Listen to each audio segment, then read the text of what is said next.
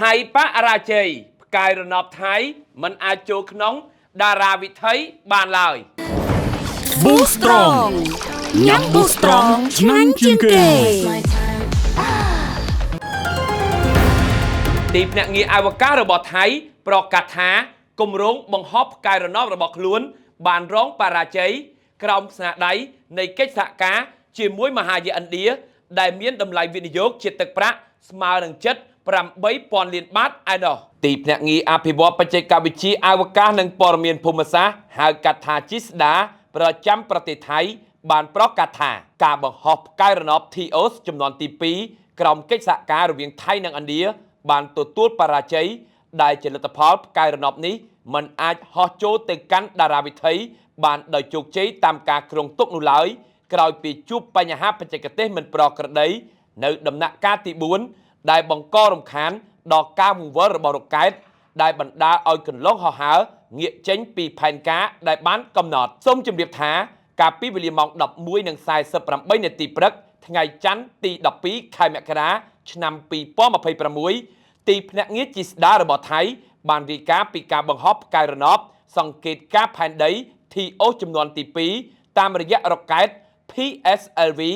เจงปีมาเชื่อมโดลอาวกาดาโตดาวันนึกน้องตีกรงสรีฮาริโกตาประเทศอินเดียย่งตามสิ่งใดแถลงการระบอบลูกบันดัดวีนารายานันประเทศตีพนักเงี้ยอาวกาอินเดียหากาถา ISRO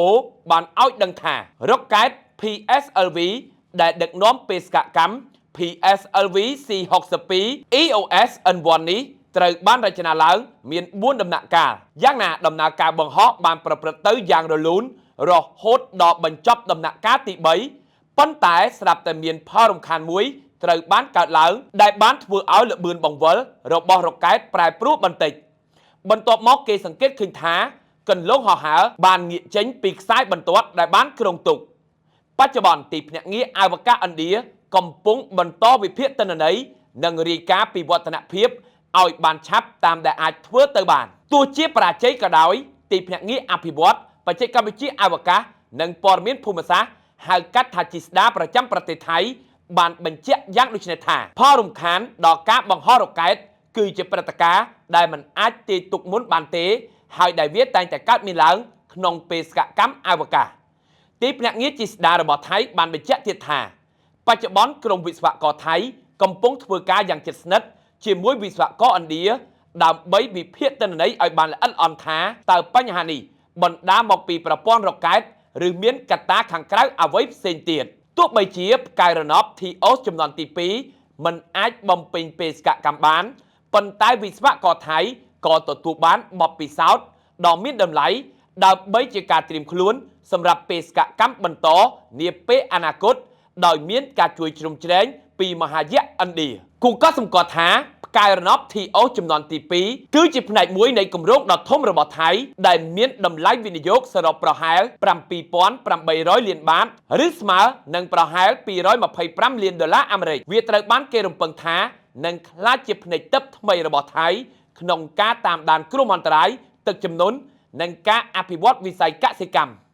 បរាជ័យក្នុងបេសកកម្មនេះមិនត្រឹមតែជាការបាត់បង់ទ្រព្យសម្បត្តិដ៏មហិមាប៉ុណ្ណោះទេប៉ុន្តែវាក៏ជាការបាត់បង់ពេលវេលាដ៏មានតម្លៃនៅក្នុងការប្រើប្រាស់ទាញយកទិន្នន័យអវកាសសម្រាប់យកមកអភិវឌ្ឍប្រទេសជាតិថៃផងដែរក្រុមវិស្វករថៃដែលបានចូលរួមបង្កើតផ្កាយរណបនេះកំពុងស្ថិតនៅក្នុងសេចក្តីសោកស្ដាយប៉ុន្តែពួកគេនៅតែមានស្មារតីតស៊ូទោះបីជាការបង្ហោះផ្កាយរណបថៃជោគជ័យឬបរាជ័យក្តីអ្វីដែលយើងត្រូវតែប្រុងប្រយ័ត្នគឺត្រូវតែតាមដានឲ្យបានជាប់លាប់តើថៃនឹងមានគម្រោងអ្វីផ្សេងទៀតនៅសុកបែជាបង្ហោះផ្កាយរណបបែបនេះ